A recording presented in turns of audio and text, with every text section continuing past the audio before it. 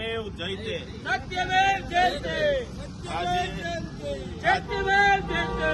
આજે સુરત જિલ્લા કોર્ટની અંદર આમ આદમી પાર્ટીના યુવા નેતા ભાઈ શ્રી શ્રવણભાઈ જોશી ઉપર ભારતીય જનતા પાર્ટીએ ખોટા ઈરાદાથી એકદમ ફેબ્રિકેટેડ જે બનાવટી ફરિયાદના અંતર્ગત એમની ધરપકડ કરી છે।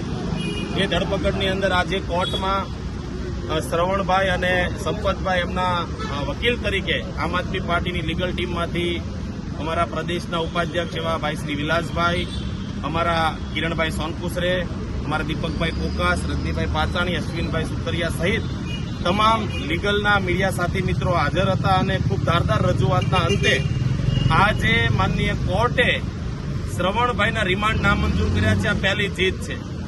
કોર્ટની અંદર જે કારણો દર્શાવવામાં આવ્યા હતા પોલીસના વકીલ તરફથી એટલે કે સરકાર પક્ષ તરફથી, એમણે એવું કીધેલું હતું કે જે રૂપિયાની વાત થઈ છે, રૂપિયા રિકવર કરવાના છે, ત્રીજા વ્યક્તિને શોધવાના, ટૂંકમાં આખી બનાવટી વાત કોર્ટે એક ઝાટકે એવું કહી દીધું છે કે આ બાબતમાં રિમાન્ડ આપી નથી રહ્યા। ત્યારે હું વકીલ મિત્રોનો આભાર માનું છું, સૌ શુભચિંતકોનો આભાર માનું છું, આમ આદમી પાર્ટીને દબાવવા માટે થઈને, શ્રવણ જોશીનો મનોબળ ડાઉન કરવા માટે।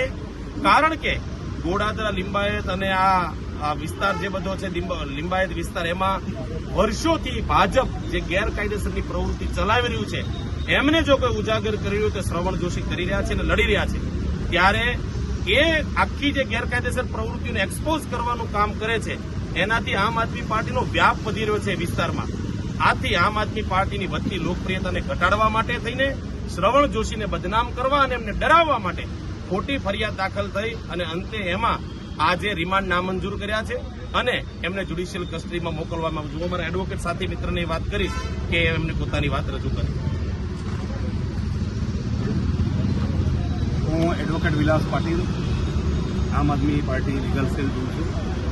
આજે લિંબાયત પોલીસ સ્ટેશનમાં જે ખોટો ગુનો દાખલ કરવામાં આવેલો હતો શ્રવણભાઈ જોશી અને સંપતભાઈના વિરુદ્ધમાં, અને પોલીસ તરફથી જે એમની ગેરકાયદેસર અટકાયત કરવામાં આવી હતી એના પુરાવા અમે નામદાર કોર્ટ સમક્ષ રજૂ કર્યા। આ જે પોલીસ ભાજપના કહેવાથી કરી રહી છે એ પુરાવા રેકર્ડ પર આવે છે કે સૌથી મહત્વની બાબત એ છે કે પહેલા કોઈ પણ જીવનમાં બાળક જન્મમાં આવે પછી એનો જન્મનો દાખલો બને।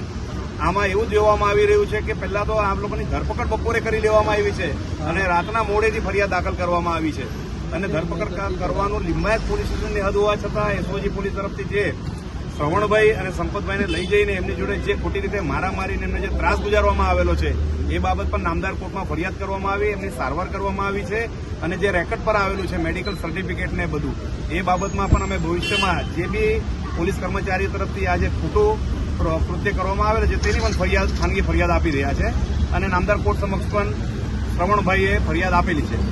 વધુમાં કે જે રિમાન્ડ દિવસ 7ના માંગવામાં આવેલા હતા ઇન્વેસ્ટિગેશન ઓફિસર તરફથી અને 9 મુદ્દા હતા, તે 9 મુદ્દાઓમાં કોઈ બી તથ્ય નહીં હતું।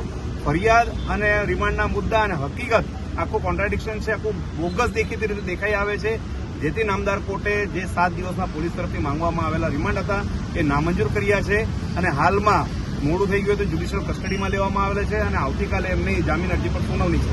ધન્યવાદ।